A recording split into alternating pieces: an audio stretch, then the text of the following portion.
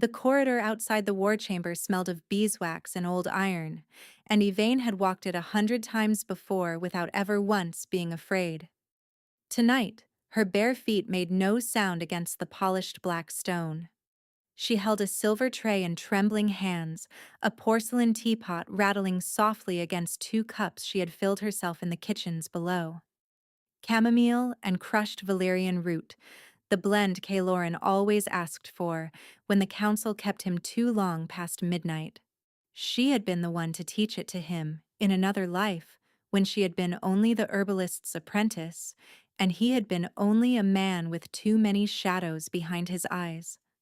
That had been before the claiming bite, before the secret promises whispered into her hair in the hour before dawn, before the night 4 months ago, when he had pressed his palm flat against her stomach and breathed that he could already feel the small, miraculous heat of what they had made together.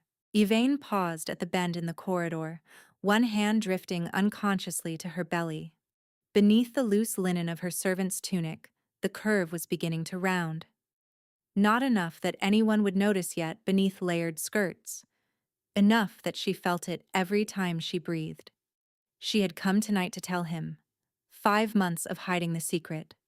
5 months of nausea swallowed in stairwells and tight bodices laced over a body that was changing whether the world was ready or not. 5 months of waiting for the right night, the right moment, the right silence in which to say the words she had practiced 1,000 times in the dark of her tiny chamber. I am carrying your child, Caloran.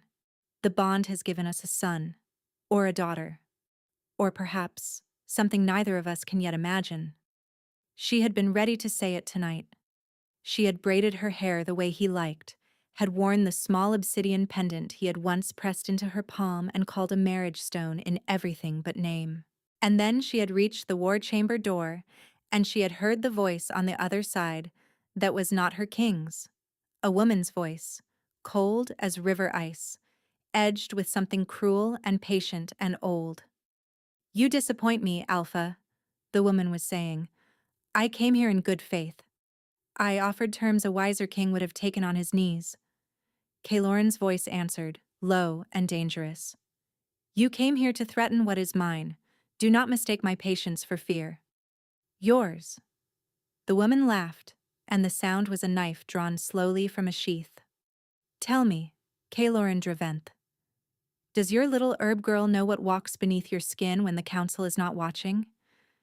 Does she know how many women have worn her place before her, and how many are buried in unmarked graves beneath this very castle? Yvain's breath stopped in her throat. Watch your tongue. Or what? You will tear it from my mouth? The woman's voice softened into something almost tender, and that softness was the most terrifying thing Yvain had ever heard. I have studied you, Alpha. I know your every weakness, and I know about her. The girl from the herb gardens. The one whose name you whisper in your sleep. The one carrying a piece of you in her womb that should never have been allowed to take root. The tray nearly slipped from Yvain's hands. The corridor tilted around her. The candle sconces wavered in their iron brackets. She pressed her shoulder hard against the stone wall to keep herself upright. How? How could this woman know? If you touch her, Caloran said, and his voice had dropped to something no longer quite human. I will burn every standing stone of your house to ash. I will hunt every bearer of your blood until there is no one left in this world who remembers your name. Pretty words, but pretty words do not protect a girl who walks alone in the gardens at dusk. I have agents inside these walls, Alpha. In your kitchens, in your stables, in your bedchamber. One word from me, and your little secret bleeds out before the morning bell. Name your terms. You know my terms. End the bond. Send her away. Take my niece as your queen, and I will forget I ever knew the herb girl existed. Refuse, and I promise you, by every god still listening, that you will find her cold before sunrise. The silence that followed was the longest of Yvain's life. She wanted to push the door open. She wanted to scream. She wanted to drop the tray and run, but her body had become something distant and unfamiliar, a thing made of stone and held together only by the wild, hammering insistence of her heart. Say no, my love. Say no. Tell her you would burn the world for me. Tell her what I am to you. She will never leave me, Kaloran said. The words were quiet, steady, absolute. And in them, Yvain heard a sentence different from the one he had spoken. She heard a man so certain of his ownership that no threat could rattle him. She heard a man who had not denied a single word the woman had said. Many women had worn her place before her. Many were buried in unmarked graves. She heard a man who, when given the chance to defend her, to claim her, to declare her his queen and his mate, and the mother of his unborn child, had answered with 3 flat words that sounded less like love and more like a deed of property. As if she were a thing he had bought. As if she were a hound that did not know to run. The teapot rattled against the porcelain cups, and Yvain moved before she could think. Before whatever woman stood inside that chamber could open the door and find her there with her trembling hands and her treacherous, betraying belly. She turned on the balls of her bare feet. She walked. Then she walked faster. Then she was running. The tray clutched against her chest, the chamomile sloshing dark stains down the front of her tunic. She did not stop until she reached the eastern stairwell. She did not stop until she had climbed 3 flights and locked herself inside the small servants' alcove where the laundresses stored their baskets. She set the tray down on a folded sheet. She pressed both palms flat against her mouth. And then, finally, she let herself break. The sob that tore from her was silent. She had learned long ago to grieve without sound. She slid down the cold stone wall until she was sitting on the floor with her knees drawn up to her chest, and inside her the small, impossible weight of his child kicked once, very lightly, as if to remind her that she was no longer only herself. Many women had worn her place before her. How many had stood in this same alcove, weeping the same tears, learning the same lesson? She pressed her hand against her belly until the tremor in her fingers stopped. "Watch me," she whispered into the dark. Outside, a bell told the 2nd hour past midnight. Snow had begun to fall against the high windows of the alcove, the first true snow of the season, soft and patient and merciless. Yvain watched it through the warped glass, and she began, with cold and methodical hands, to plan how she would disappear. She did not go to her chamber. She knew, with the clarity of a woman who had already been dead in someone else's mind for several minutes, that her chamber was the first place anyone would look. If the woman in the war chamber had agents in the kitchens and the stables, she had agents on the servants' floor.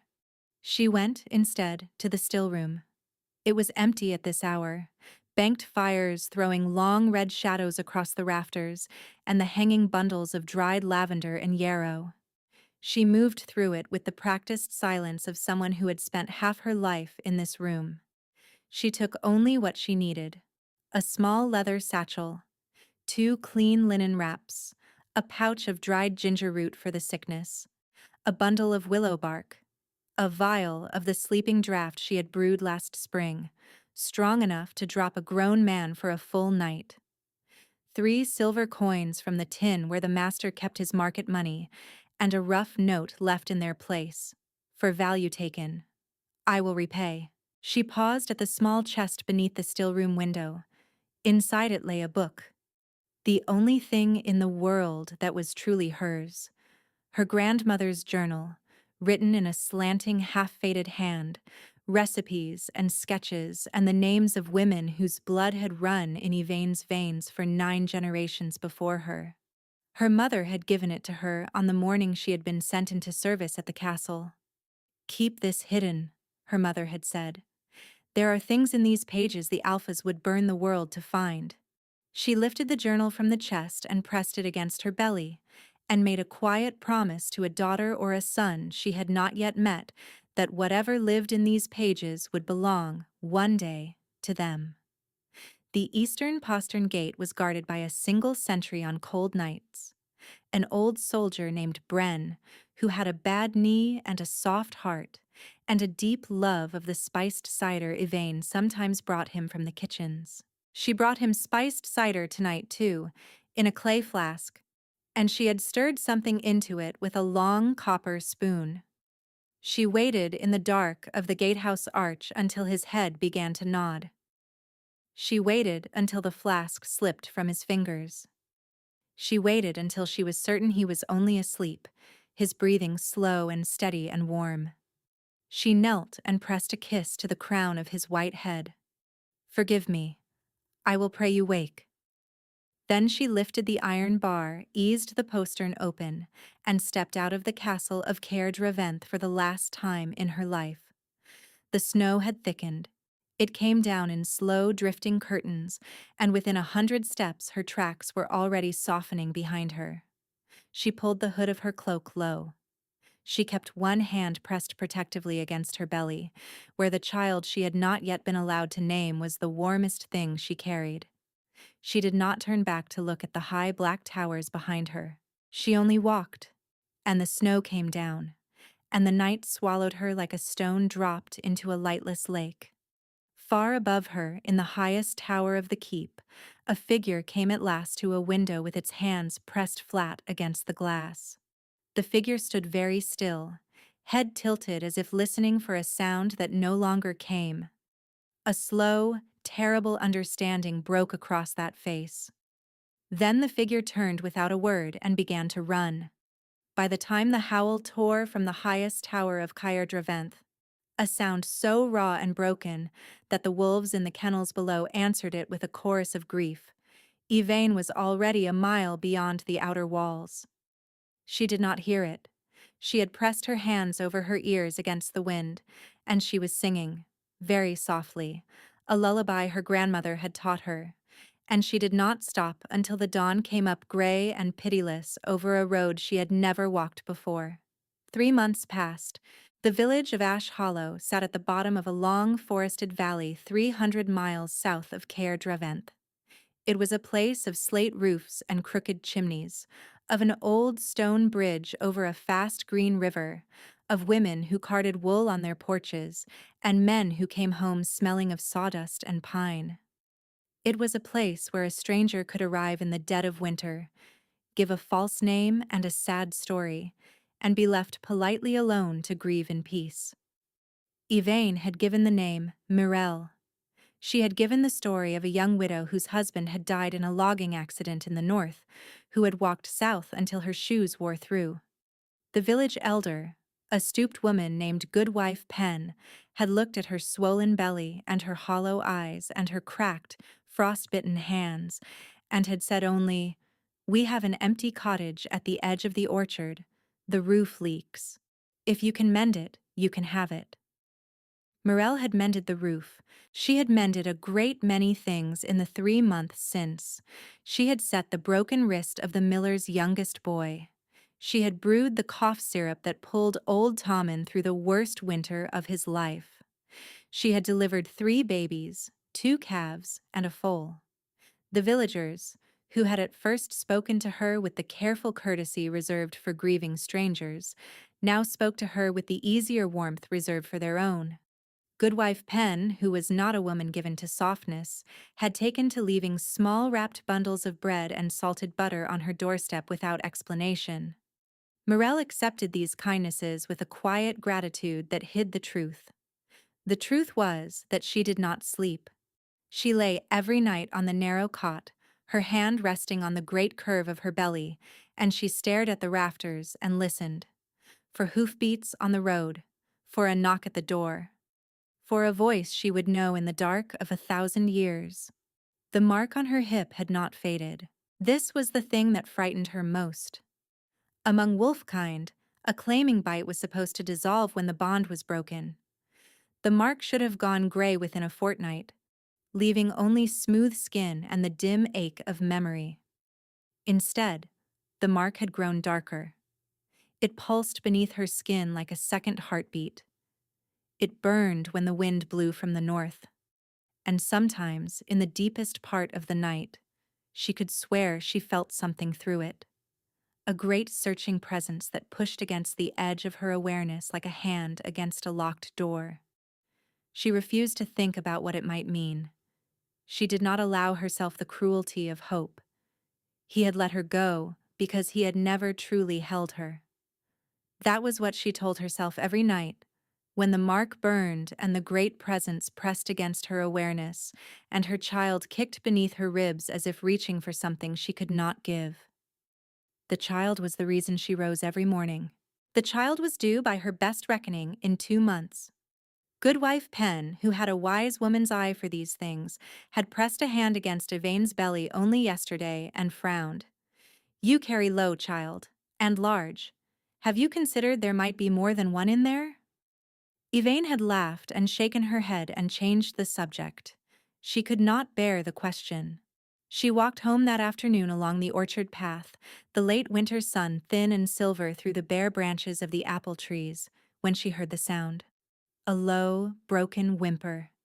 It came from the shadow of the hedgerow at the edge of the orchard. She stopped on the path and listened.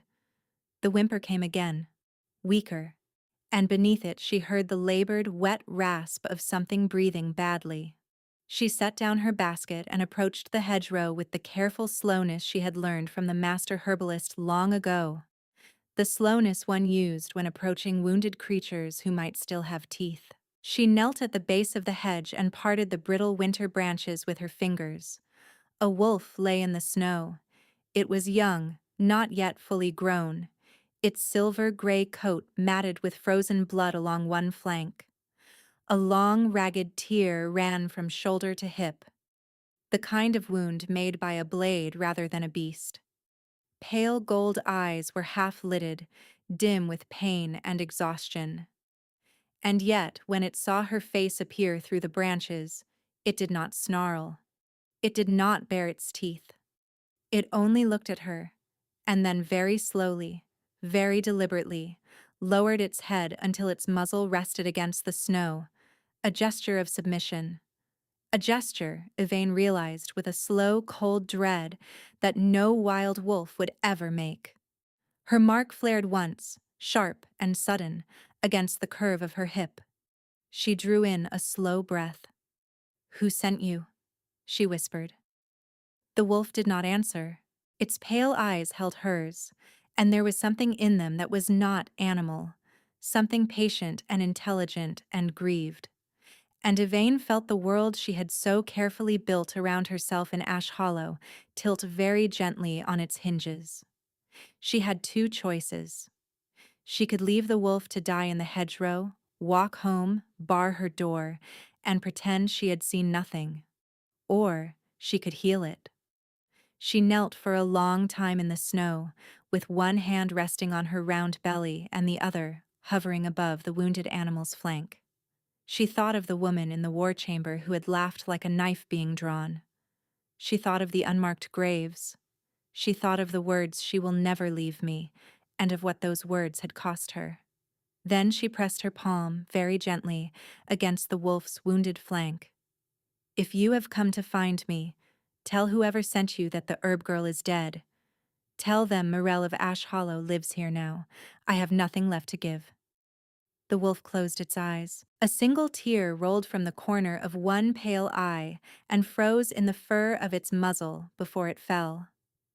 And in the orchard behind her, very faintly, Yvain heard the soft crunch of a boot in the snow. She was no longer alone. Yvain did not turn.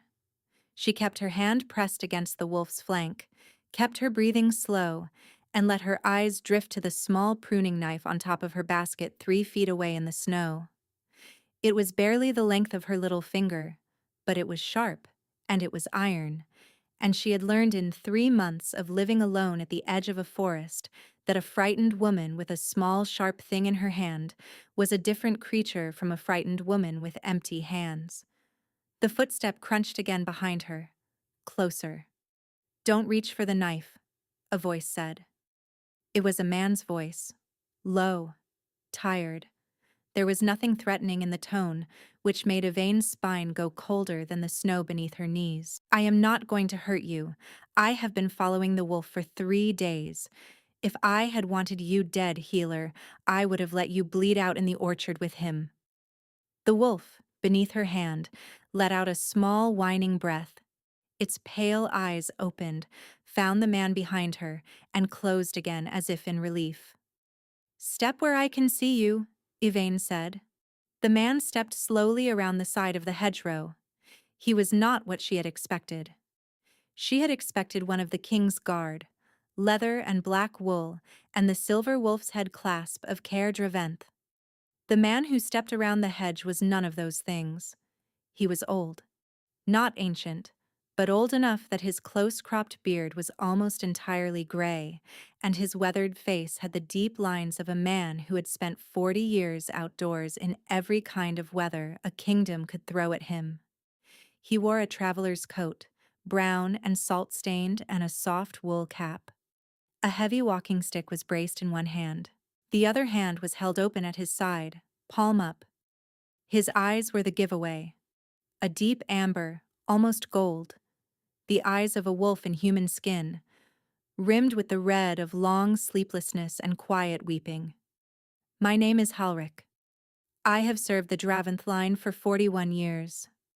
I have come a very long way to find you, Lady Yvain. The use of her real name struck her like a slap. She felt her hand close hard around the wolf's silver fur. She felt the mark on her hip flare with a sudden white-hot pulse.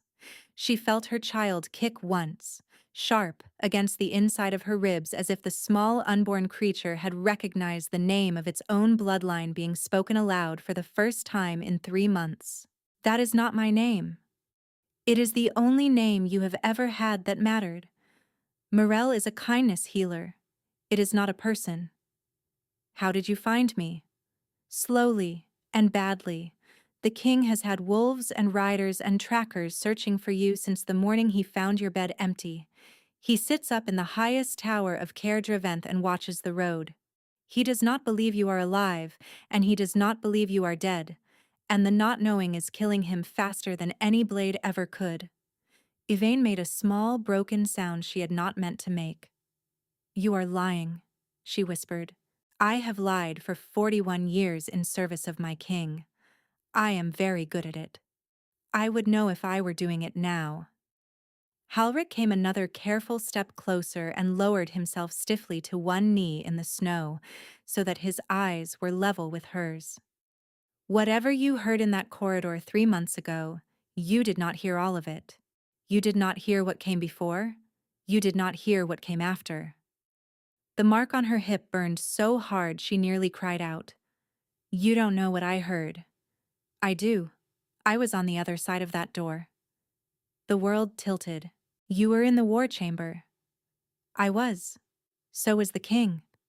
So was a woman who came to us under a borrowed name and a false treaty. She had threatened your life and the life of your child not 5 minutes before you arrived with the tea. The king said she will never leave me because if he had said anything that sounded like fear or love, she would have walked out of that chamber and given the order. We were trying to buy you a night, long enough to move you somewhere she could not reach. He went to your chamber an hour later to tell you everything, and he found your bed empty, and a sleeping draught in the gate warden's flask. Yvain could not breathe. She had built her whole new life on a sentence she had only half heard. I have served 3 alphas in my lifetime, child, Halrich said. The thing you love most is the thing the world will use against you. The only way to keep you safe was to make you sound. To that creature in the chair across from him, like a thing he had counted and weighed and was certain of. He was wrong to do it. He has known he was wrong every hour since. But not because he did not love you. Because he loved you so much he forgot you were standing close enough to a door to hear. A sob tore loose from Yvain's throat before she could stop it. She bent forward over the wounded wolf and pressed her forehead against the rough silver fur of its shoulder, and her tears fell onto its coat and froze there in tiny crystals.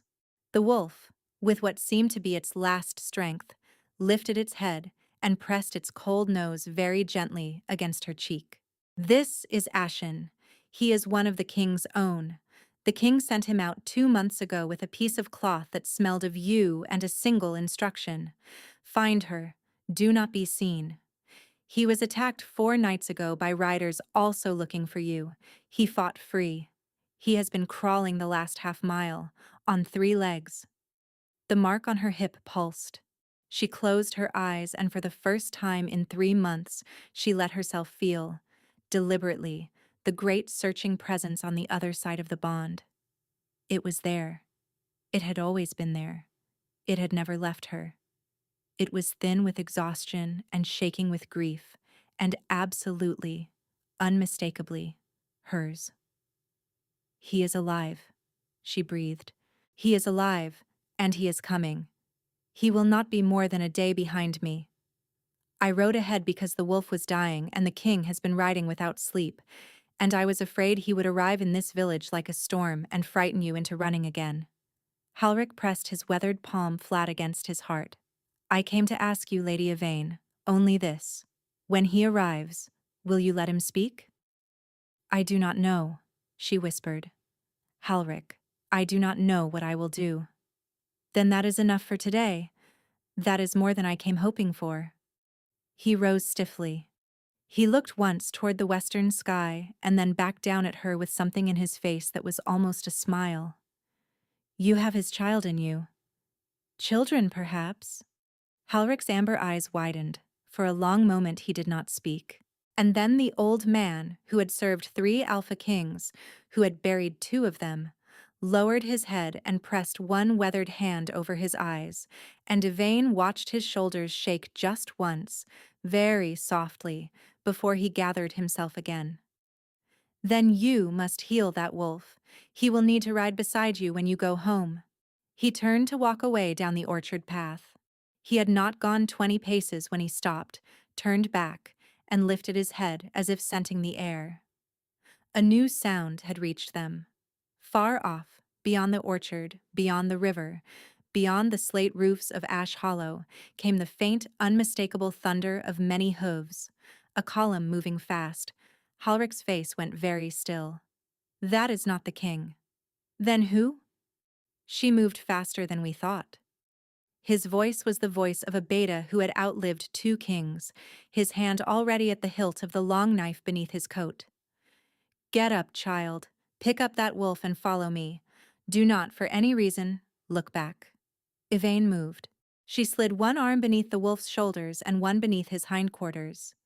He weighed as much as a grown man, and the great curve of her belly made every motion an awkward miracle of balance. "I have you," she whispered into his fur. "Hold on." Halrich was already moving, faster than a man his age had any right to move, the long knife out of his coat and held low along his thigh. "How far to the cottage?" "A 1/4 mile. "Is there a cellar?" "A root cellar." "Will you fit through the door with the wolf?" "I will make myself fit." The hoofbeats grew louder. Whoever was riding had crossed the stone bridge into Ash Hollow. "How many?" 12. Perhaps 14.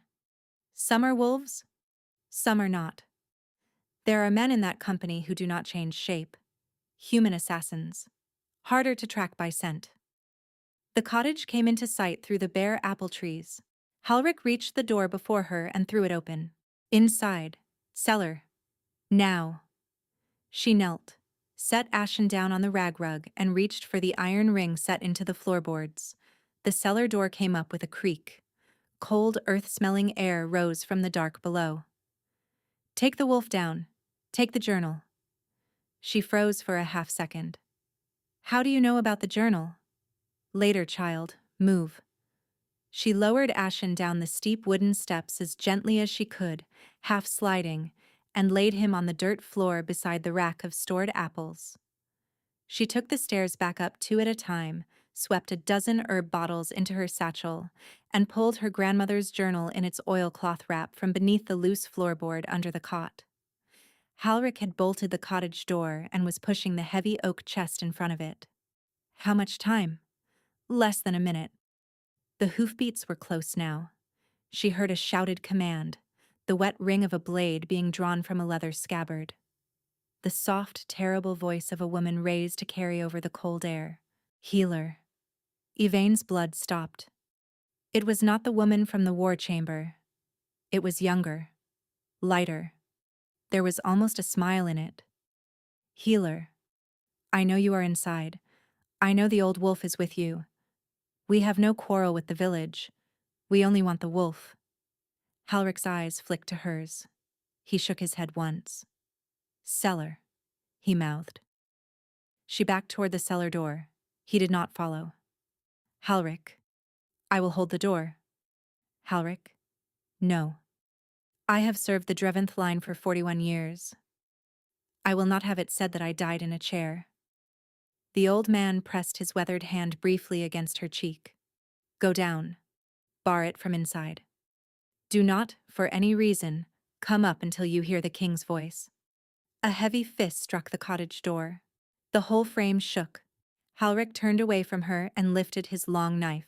Yvain, with one terrible last look at the back of the old man who had ridden 3 days through frozen country to find her, lowered herself down the cellar stairs and pulled the trapdoor shut over her head and slid the iron bolt home with a soft, final click.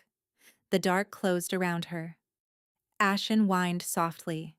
Yvain knelt beside him, pressed her hand against his wounded flank, and closed her eyes. She did not have her grandmother's gift. Not the way her grandmother had spoken of in the journal.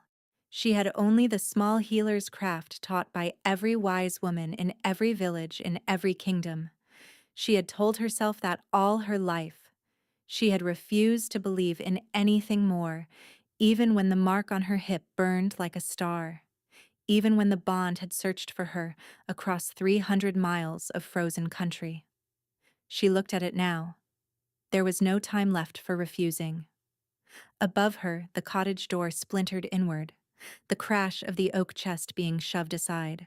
Halrich's voice, calm and unsurprised, speaking in a language she did not know. Old words, formal words, the words of a beta declaring himself before combat. Then the clean, terrible sound of his long knife meeting another blade, and another, and a third. She pressed both hands against the wolf's wounded flank. Stay with me. Your king is coming. Stay with me until he comes. In the dark of the cellar, beneath the sound of an old man fighting alone for her life 1 floor above, Yvain of Caer Draventh closed her eyes and let the thing she had refused to look at all her life rise quietly, deliberately, like a hand lifting from beneath still water. Her palms began to warm, then to glow. A soft, silver light spilled out from beneath her fingers, faint as moonlight on snow. The wound under her hands began slowly to close. The trapdoor splintered. A boot punched through. A second boot. A gloved hand reached down through the broken wood and felt for the bolt. The light around her hands rose suddenly, like a flame catching wind. It filled the cellar. It poured up through the broken trapdoor in a great pale column. A young woman's face appeared at the broken edge, pretty, even. Hair the color of wheat in late summer tied back in a soldier's tail. Eyes a pale, almost colorless gray. She was smiling. Hello, herb girl. Then the light reached her. She had only the time to draw in one short, surprised breath before she fell back from the trapdoor with a small, startled cry that was not quite pain. Yvain heard her body strike the kitchen floorboards above. A confused shout. A man's voice calling out a name. Ravel. Ravel, get up. The woman did not get up. Ashen rose to his feet. The terrible wound along his flank had closed into a long, pale scar. A man stood at the broken trapdoor, tall, lean, dressed in black, his face mostly hidden by a leather half-mask shaped like a hawk's lower beak, a short crossbow in his hands. Swar, the bolt already knocked. Climb out, healer, climb out, and we will leave the village standing. The old man bleeding on your kitchen floor will live long enough to ride home with you. Yvain's eyes flicked toward the back of the cellar. There, behind the rack of stored apples, was the small crawl tunnel that connected her root cellar to the abandoned cottage next door. She had discovered it her first month in Ash Hollow. It was barely wide enough for a child. It was certainly not wide enough for a heavily pregnant woman and a full-grown wolf. It would have to be wide enough. "All right," she called up, making her voice tremble. "Please. The wolf has my dress in his teeth. I cannot get free of him without being bitten." A pause. A soft snort of contempt. "Wolves. Make it quick." She turned. She knelt beside Ashen. "Tunnel, behind the apples. Crawl. I will follow." The wolf understood her. He moved past her in a low, silent flow of silver fur and squeezed himself into the narrow crawl space, and within 3 seconds his hindquarters had vanished into the dark. Yvain moved. The great curve of her belly dragged across the dirt floor. The earthen ceiling scraped her back. She felt her child kick once, hard, in protest, and she whispered, "I know, my love. I know," and kept crawling. Behind her she heard the man with the crossbow shout an oath, jump down into the cellar, and swear again more violently when he saw the back of her boots disappearing into the tunnel. The bolt thudded into the dirt 3 inches from her left foot. She kept crawling. She came out, gasping, into the cold dim of the neighboring cottage's root cellar. Ashen was already there, waiting. He pulled her up by the back of her cloak, gently, with his teeth closed around the wool. And she staggered up the rotted wooden steps and shoved open the trapdoor with her shoulder, tumbling out into the kitchen of the abandoned cottage. She climbed through the kitchen window and fell heavily into the snow on the other side, biting back a cry. Ashen leapt through after her and pressed his great silver shoulder against her hip to steady her. "The forest. Come on." They ran. Across the back garden. Over the low stone wall. Into the bare winter trees of the orchard's far edge and beyond, into the deeper, older forest. A horn sounded behind her. 3 short notes. A recall signal. She ran until she could not run. She came to a stop, finally, in a small hollow at the foot of an enormous fallen oak. Ashen turned in a tight circle and lay down across her legs, his great body shielding her from the wind. Through a gap in the trees behind her, a column of black smoke had begun to rise above the slate roofs of Ash Hollow. The horns sounded again. Screams. Goodwife Penn's voice, perhaps, raised in fury rather than fear. Yvain pressed her face against the wolf's fur and wept. She wept for Halrich, who would not be in the kitchen of her cottage when help arrived. She wept for the village that had sheltered her under a false name. She wept for the 3 months she had spent hating a man who had not deserved her hatred. Then, very quietly, very deliberately, she drew in a long breath and closed her eyes and reached, for the first time in 3 months, deliberately, fully, with her whole heart, across the bond. Kaloran. She felt him hear her. Far away, somewhere on a road riding hard through frozen country, she felt a great, exhausted body stop in mid-stride. She felt a heart she had thought she would never feel again hit her own with a single huge beat. She felt the bond, the terrible and beautiful bond she had been refusing, snap fully open between them like a banner unfurling in a wind, and through it she felt his voice come back to her, ragged and stunned and breaking. A single word, a single name. Hers. Yvain. She pressed her forehead to the wolf's shoulder. "Hurry, my love. Please, hurry." He came at dusk. Yvain had not moved from the shelter of the fallen oak. The light in the forest had shifted from the thin silver of late afternoon to the deep blue of a winter twilight, and the snow had begun, again, to fall. Her hands had gone numb at the fingertips. Her child had stopped kicking some time ago, and she had pressed her palm against her belly and felt the small, steady answer of life beneath her skin, and told herself, over and over, that the stillness was only sleep. She heard him before she saw him. It was not a sound, exactly. It was the absence of sound. The forest, which had been full of the small ordinary noises of a winter evening, went all at once very quiet. The crow stopped calling. The wind itself seemed to hold its breath.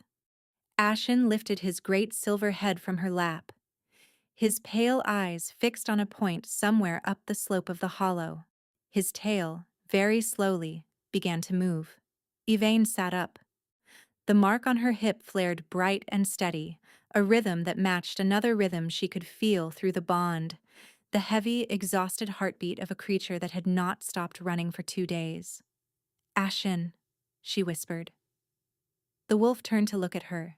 He pressed his cold nose once against her cheek, as if in farewell, and then rose and trotted up the slope into the deepening blue. She could not see what he met there. She heard a low whining sound. She heard a deeper sound answer. After a long pause, she heard the slow, careful crunch of footsteps in snow coming down toward her. She sat in the snow with her back against the fallen oak, her hands pressed flat against her belly, her breath shallow in her throat, and she watched the long shadow at the top of the hollow resolve itself into the shape of a man. He came down the slope alone. He had been a wolf only a moment before. She knew it without needing to be told. The silver edges of the change were still on him. He had shifted to come to her on 2 legs, because he had known that she could not bear to be found by an animal. He wore only a rough wool cloak thrown loose around his shoulders and a pair of deerskin breeches. His feet were bare in the snow. His dark hair was longer than she had ever seen it. There was a hollowness in his cheeks that had not been there 3 months ago. His eyes were the same. They were the eyes she had seen across the herb garden on a summer morning 2 years past. They were the eyes of the man she had spent 3 months teaching herself not to love, and they were full of so much exhausted, helpless, animal fear that she heard her own breath catch. He stopped 6 paces from her. He did not come closer. He sank down, slowly, until he was kneeling in the snow. "Yvain." His voice was a wreck, the voice of a man who had been screaming her name for months and had only now remembered how to shape it into a quiet thing. She did not speak.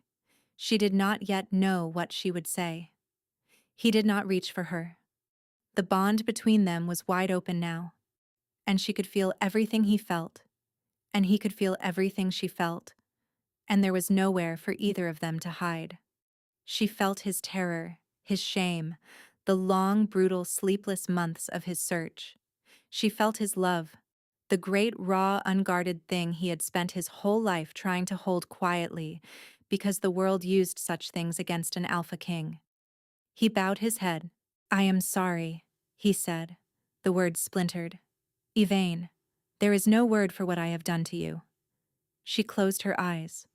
She had, somewhere in the last 3 months, prepared 1,000 things to say to him if she ever saw him again. She had practiced fury.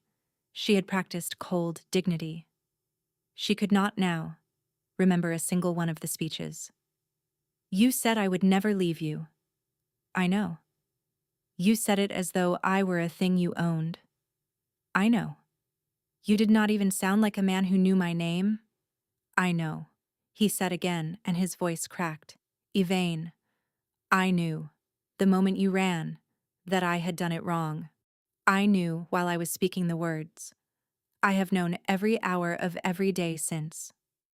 The snow drifted down between them. "Halrich told me what was happening in that room." "Halrich is dead." The words struck her like a blow. She made a small, broken sound. She had known. She had known from the moment she had heard the splintering of her cottage door. To hear Kalerin himself name it was a different thing. "He held the door for me. He held it longer than any man could have. I felt him die. I rode the last hour as a wolf because no horse alive could have carried me fast enough. The riders? Some are dead. Some are running. The ones who burned the village, my men have pinned against the river. Goodwife Penn lives. The miller lives. They fought Yvain. They fought for the healer at the edge of the orchard. They did not know who you were. They fought for you anyway." She covered her face with her hands and wept hard.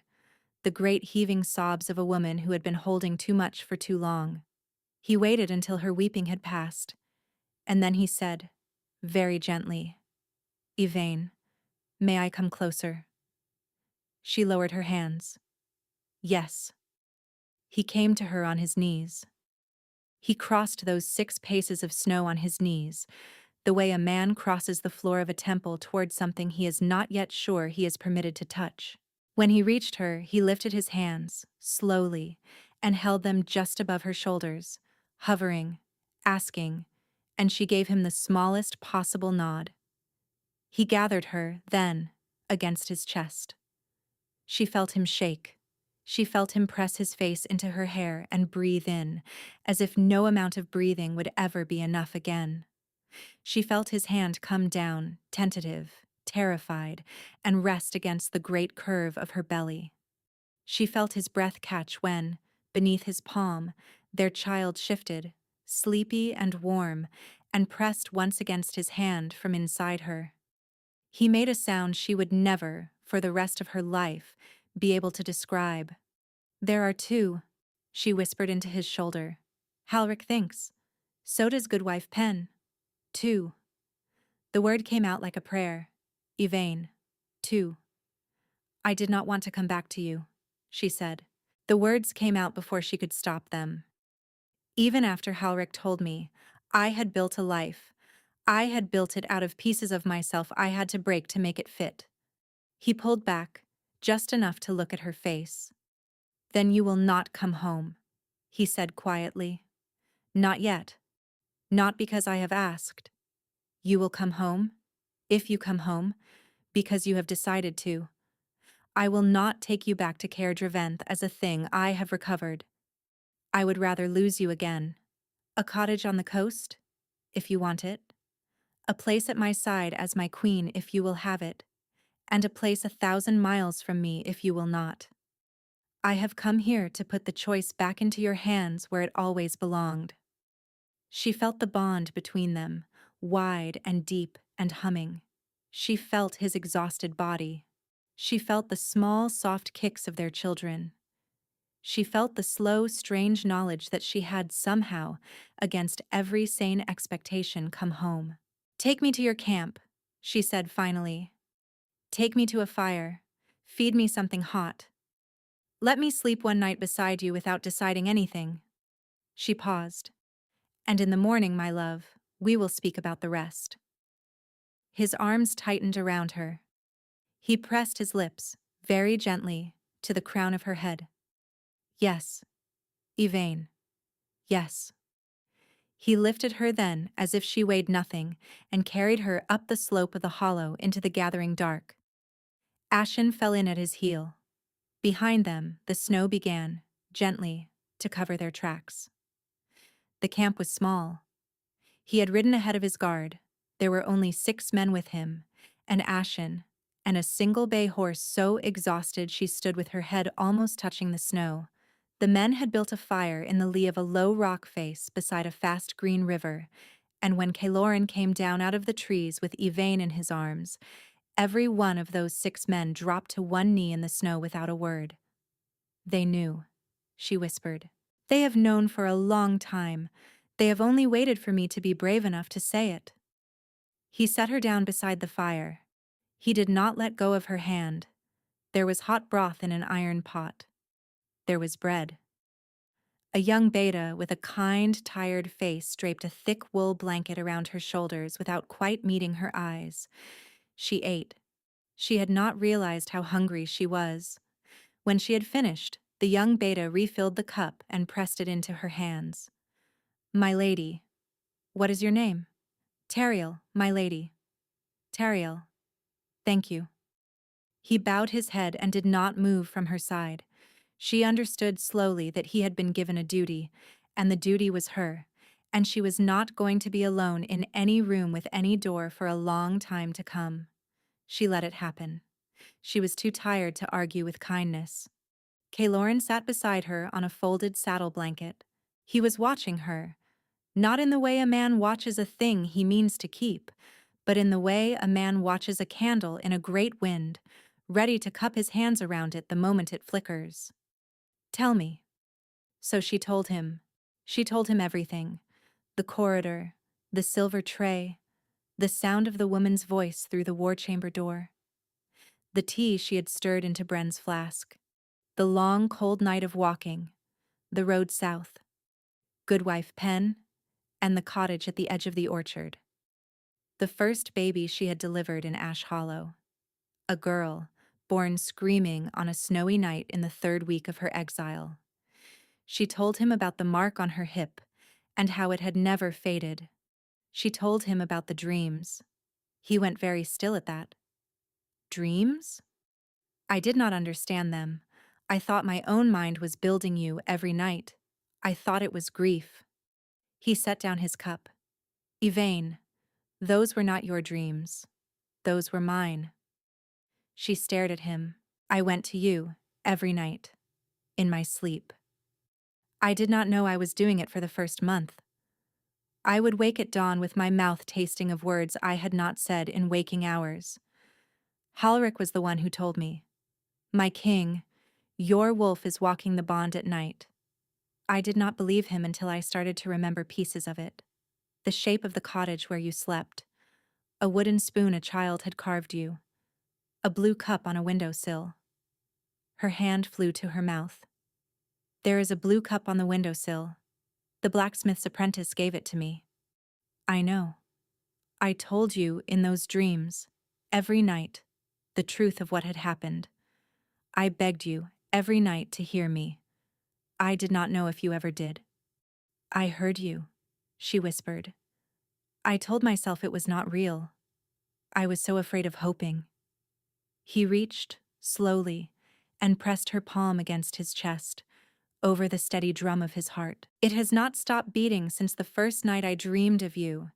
Every night I have walked the bond.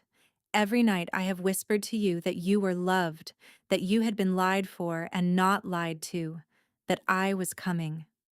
She lifted her other hand and pressed it over his, on her belly, and through both joined hands she felt their child kick once, twice, 3 times, in answer. "They have been listening." His face broke into the first real smile she had seen on it since he had come down out of the trees. "Of course they have." He brought her hand to his mouth and kissed the inside of her wrist, very softly, and set her hand back gently in her lap. "Sleep first. Talk first. Decisions later."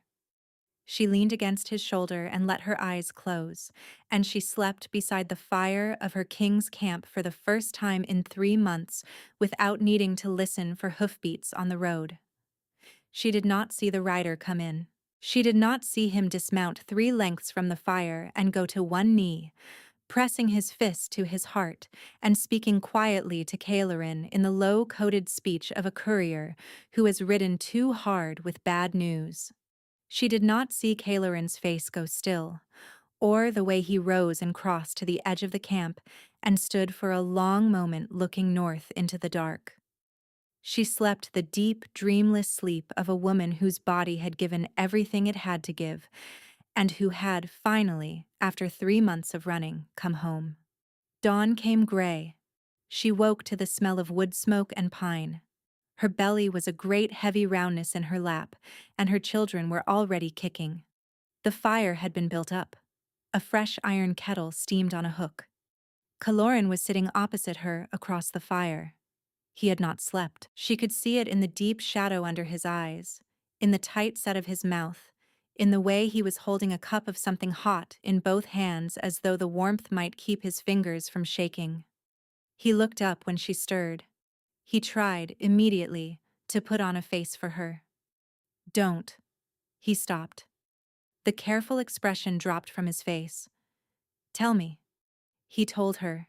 He told her about the courier, about the city of Highmoor, where the king's southern fleet had been moored for the winter, taken in a single night by ships that had flown false colors. About the road north into Caer Dravanth, held for a week by a captain named Sarek who had been Halrich's nephew, and who had been quietly bought, and who had opened the inner gate to a column of 200 riders in the small hours of a moonless morning. About his sister, the Lady Meredith, whom he had left in command of the household, who had escaped through a sally port with 20 of her women and 3 of his ministers and 1 of his crowns, riding hard for the old fortress at Stonewatch with 200 enemy riders perhaps a day behind her. He told her that the woman in the war chamber, who had called herself by a borrowed name, was in truth a woman called Vesna of the Raven's Reach, sister to a man Yvain had never heard of, who was now claiming, by right of conquest, to be the new lord of Caer Draventh. She sat in his chair on his dais wearing his great silver cloak. He told her that the kingdom believed him dead. She listened. She did not weep. She did not cry out. She only listened, with both hands on her great belly and her face very still. What did Halrich think of her? She said, when she came that night. Caloran drew in a slow breath. He thought she was not a scout. He thought she was a queen. He thought she had not come to threaten me. She had come to take my measure. He thought she would either marry me or kill me, and that whichever she did, she would sit in my chair within the year. I did not believe him. I thought him paranoid. I thought him old. His voice cracked. I have been wrong about every single thing that mattered for 3 months running. Yvain was quiet for a long moment. The fire popped. Then the kingdom does not need a king who is sure he is right. The kingdom needs a king who has been wrong, and who has come back from being wrong. You will make a better king for what has happened, and I will make a better queen, my love, for what has happened to me. His eyes filled. You will be my queen then. I have been your queen for 2 years. I have only been afraid to say it aloud. He came around the fire on his knees. He took her hands in his. There is no castle to take you to. There is no throne to seat you on. There is a fortress in the mountains, perhaps, if my sister reaches it. There is an army still loyal to the Draventh line, scattered through 3 provinces. There is a kingdom that will have to be won back inch by the kind of slow, patient war that breaks men before it breaks countries. Then we will break it together. I have been broken before, my king. I have learned that the pieces are still useful. He laughed, a wrecked, astonished sound. He lifted his face to look at her, and the morning light caught the wet of his eyes, and she lifted one hand and laid it against the line of his jaw, and she kissed him. Finally, for the first time in 3 months, in the gray dawn of a forest camp in country that was no longer his, the bond between them sang. She felt his whole self pour into her, and herself pour into him in return. She felt, somewhere in the slow opening of the bond, a thread that ran not just to him, but through him, to something older, to her grandmother, to the long, quiet line of women whose blood she carried. She drew back from the kiss. Caloran, there is something in my grandmother's journal. He went still. My mother told me, on the day I left for the castle, that there were things in that book the Alphas would burn the world to find. I have had 3 months to read it. What is it? There are old wolves, she said slowly. Older than the Draventh line. Older than any of the great houses. Before the kingdoms were drawn, there were mothers of bloodlines who could call wolves to them. Not by alpha command. By an older bond. The mothers were hunted. Killed, every one of them, in a long, quiet war that no history book remembers because the men who wrote the histories were the men who killed them. The lines were thought to be ended. Yvain. My grandmother was a daughter of the last of those mothers. I healed Ashen with my hands. Not with herbs. With my hands. I drove a woman back from a trapdoor without touching her, with light that came out of me. I have known since yesterday that I am not what I thought I was. I have known since this morning what to do with it. She lifted her face to his. I can call wolves to me, Caloran. Not your wolves. The unbonded ones. The ones the histories say have gone wild, gone north into the forests where no alpha has gone in 300 years. There are thousands of them. They have been waiting for someone to call. He stared at her for a long time. You would call them?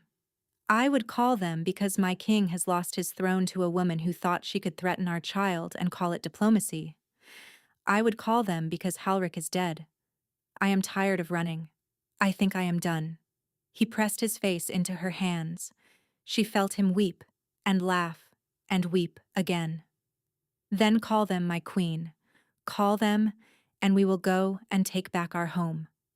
She rose, slowly, with his help.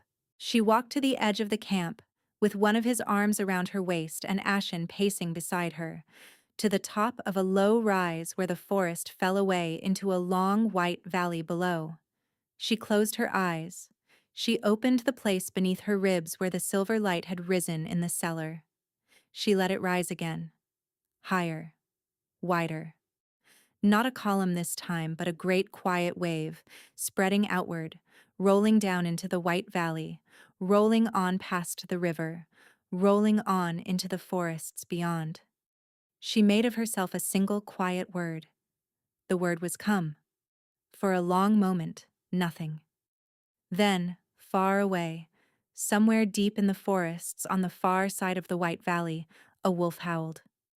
It was answered after a moment by another, from a different direction, and then by another, much closer. And then the forest, in every direction, as far as her ear could reach, began to sing. Yvain opened her eyes. She turned her face up to the silver sky and laughed. Once, the helpless, astonished laugh of a woman who had finally heard, after all the long silence of her life, the sound of her own grandmother's voice answering her at last. My queen, Kaloran whispered. My king. And in the forests below, from every direction at once, the wolves began to come. The march on Caer Draventh was not a march. It was a tide. They came north along the old roads and through the deep forest passes that no army had used in 200 years. They came in ones and twos at first, then in tens, then in hundreds. They came on 4 legs and on 2. The wolves Yvain had called moved alongside Kaloran's riders without any of the snarling territorial wariness that should have made such a thing impossible. They were joined, on the 3rd day, by the Lady Marith. Kaloran's sister came down out of the mountain pass with what was left of her household, 20 women and 3 ministers and 140 riders. She had never reached Stonewatch. Her pursuers had caught her in the high passes, and she had broken them at a place called the Hawk's Throat, in a long, bloody night fight, and turned south to find her brother instead. She rode into camp with a sword across her saddle and a cut above her eye, dismounted, crossed to Yvain without a word, and went to one knee in the mud. My queen. My sister, Yvain answered and lifted her up. They were joined, on the 5th day, by the surviving men of the Southern Fleet, who had taken back 2 of their own ships in a harbor brawl and ridden inland with 300 sailors who had decided, against all sense, that they preferred a beaten king to a foreign one. They were joined, on the 7th day, by the people of Ash Hollow.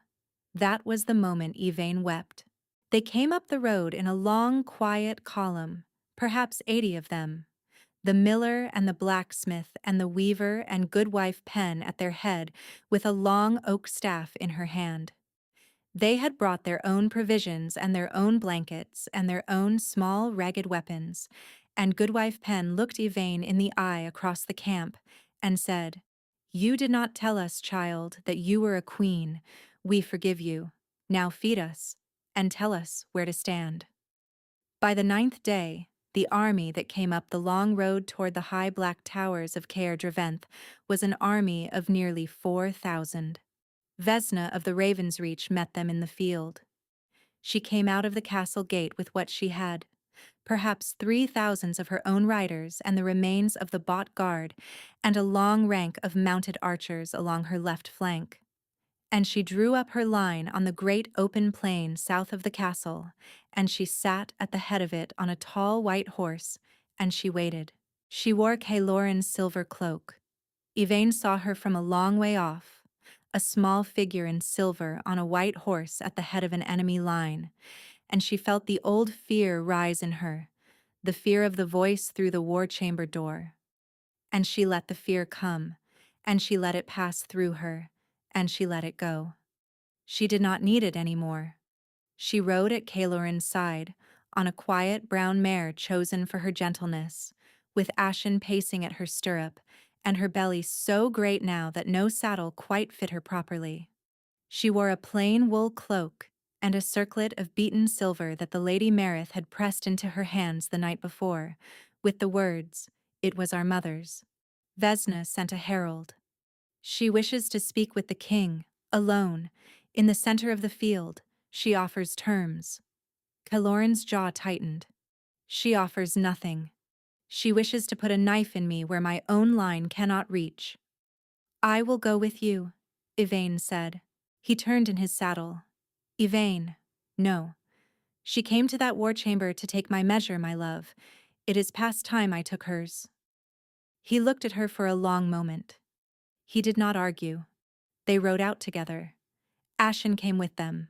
Vesna rode out from her own line with 2 riders at her flank, and when she saw Ashen and the heavily pregnant woman riding at the king's side, her face changed for a fraction of a second.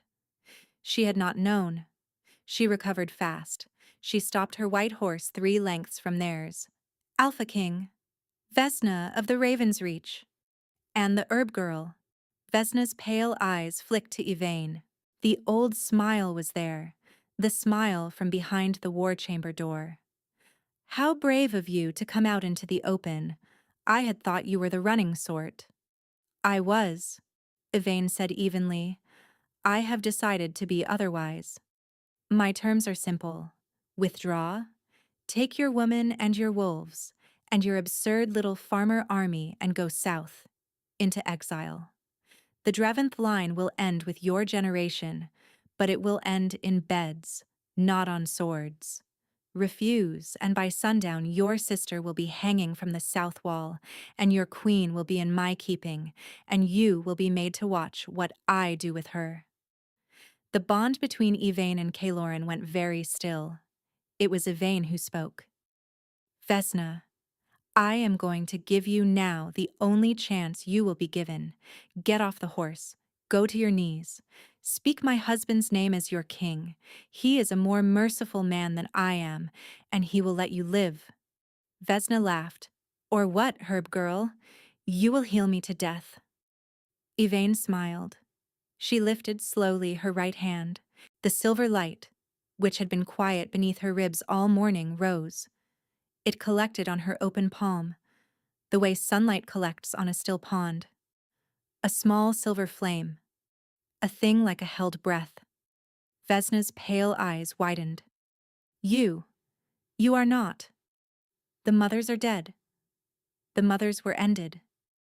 The mothers are riding behind me, 3,000 wolves with teeth. Off the horse, Vesna, last warning. Vesna of the Raven's Reach was a clever woman.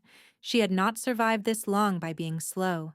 She drew the long, thin blade at her hip and put her heels to her horse and came at Calorin in a single white blur, because she had understood, in the half-second after Yvain spoke, that the woman beside the king was not a thing she could break, and the only piece of him she could still reach was his throat. The blade never landed. Ashen took her from the saddle.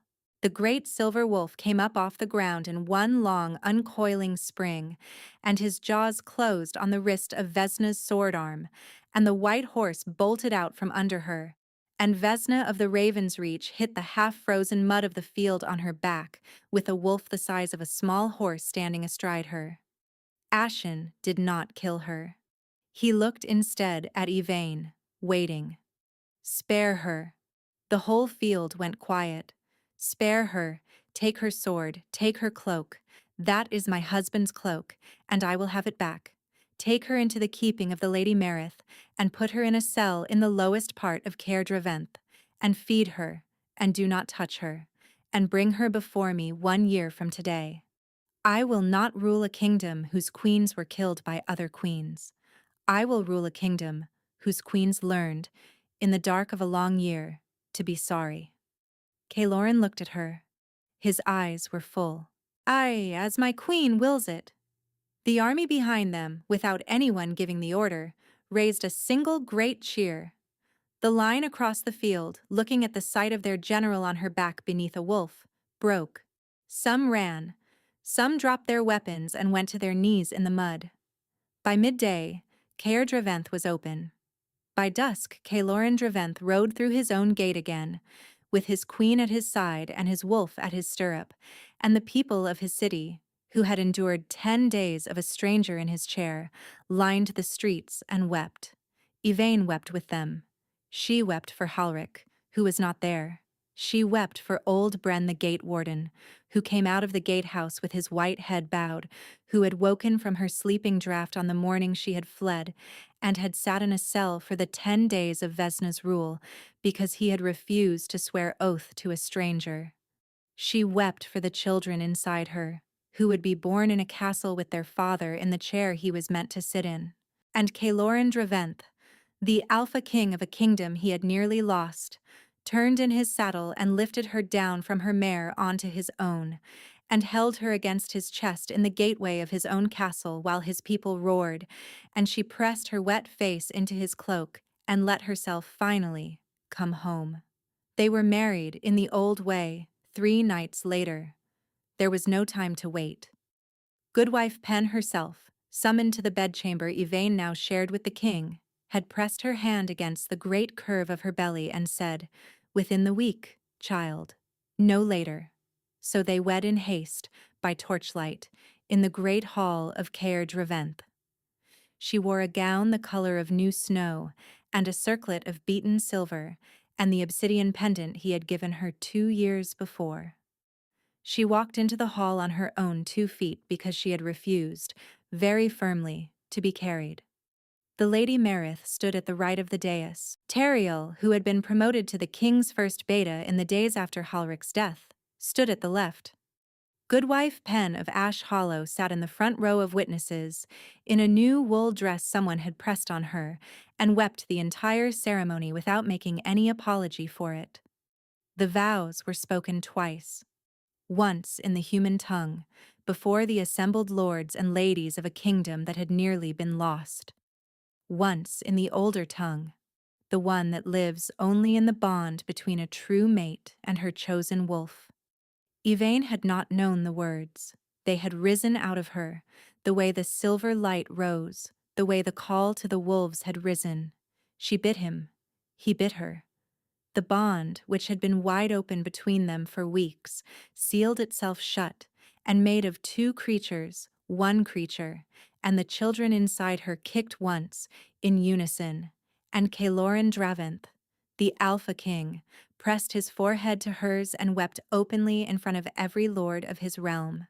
The children were born 5 nights later. A boy. A girl. The boy had his father's dark hair and his mother's grandmother's silver eyes. The girl had her mother's chestnut hair and her father's amber eyes. And when she was 3 days old, she opened those amber eyes and they flared briefly silver, and Yvain pressed her face into the small warm bundle of her daughter and laughed, a laugh that was half a sob, and said, "Hello, little mother. We have been waiting for you."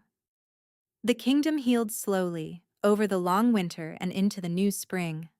Vesna of the Raven's Reach was held, as Yvain had ordered, for a year. When the year was done, she was brought up out of the lower cells into a small private chamber, and Yvain sat with her there for an entire afternoon, alone, with the door closed. No one in the castle ever afterward learned what was said between them. But Vesna wept, by the report of the guard who took her down again. And a year after that, she went to her knees and spoke Caloran's name as her king, and was given a small holding on the northern border, and a slow, patient work of repair to do for the rest of her days.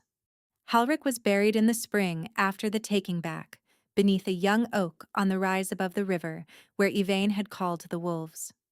Caloran set the stone himself.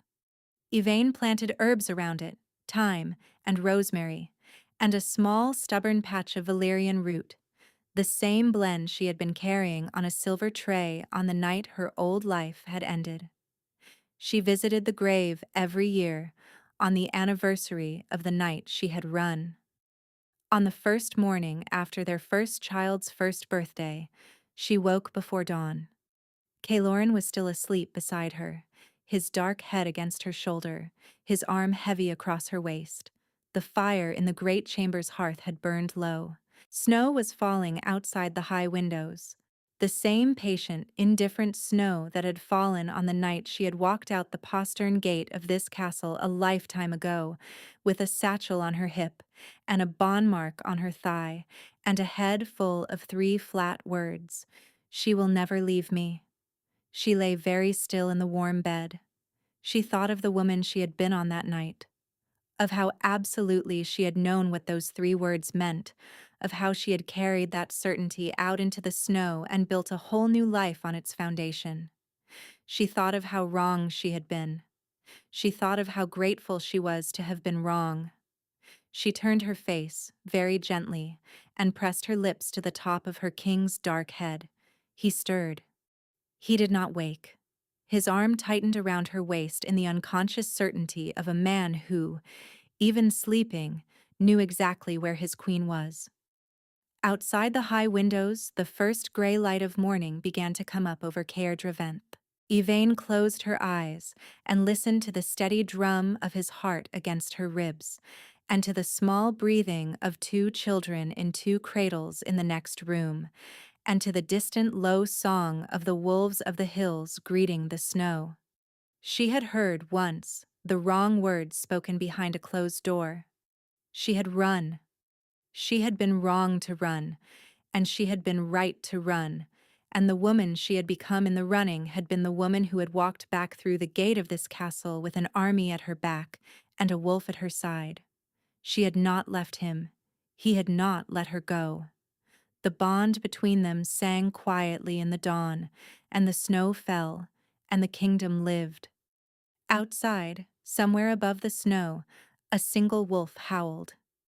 It was answered after a moment by another, and then by another, and then by a whole chorus, ringing across the cold winter hills, the old voices and the new voices, the bonded and the unbonded, all singing together at the rising of a new sun over a kingdom that had, against every reasonable expectation, been put back together. Yvain smiled into the dim of the chamber. "Good morning, my loves," she whispered, and the morning, without hurrying, came in. Thank you so much for listening. I hope you enjoyed this story.